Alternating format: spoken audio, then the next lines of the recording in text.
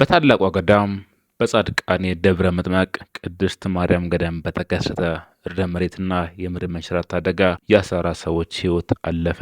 ሰላም ጤና ይስጥልን ውድ ቻናላችን ቤተሰቦች እንደምን ቆያችሁ? እንደምን ከረማችሁ?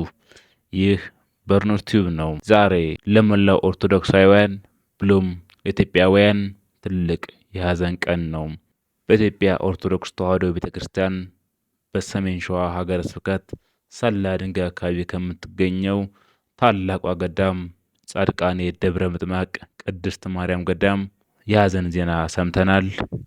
ከክረምቱ ጋር ተያይዞ በተከሰተው ከፍተኛ የዝናብ መዝነብና የመብረቅ ድምፅ በታላቋ ገዳም በጻድቃኔ ደብረ ምጥማቅ ቅድስት ማርያም ገዳም ርዕደ መሬትና የምድር መንሸራተት አደጋ ተከስቷል።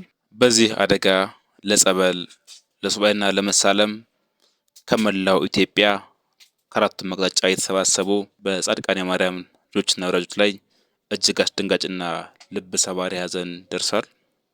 በዚህ አደጋ ምክንያት የ14 ሰዎች ሕይወት ሲያልፍ በ7 ሰዎች ላይ ደግሞ ቀላልና ከባድ ጉዳት ደርሶባቸዋል። አደጋው የደረሰው ምዕመናን በዋሻ ውስጥ ሆነው ለሀገራቸው ለሕዝባቸው ሲጸልዩ ሲማልዱ ነበረ። ከገዳሙ በቅርብ ባገኘነው መረጃ መሰረት ዋሻው ላለፉት 100 ዓመታት ያክል ለሱባኤ ሲያገለግል የቆየ ዋሻ ነበረ።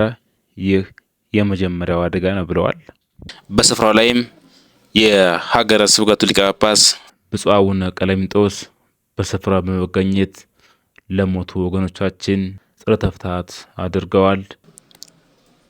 በዚህ አስደንጋጭና ልብ ሰባሪ መርዶ ሀገረ ስብከቱ የተሰማውን ጥልቅና መራር ሐዘን ገልጿል። እግዚአብሔር አምላክ ለሞቱ ወገኖቻችን እረፍት ነፍስን፣ ለተጎዱት ፈውስን፣ ላዘኑት መጽናናትን ይስጥልን። እኛም ሕይወታቸውን ላጡ ወገኖቻችን ነፍሳቸውም በአጸደ ገነት ያኑርልን።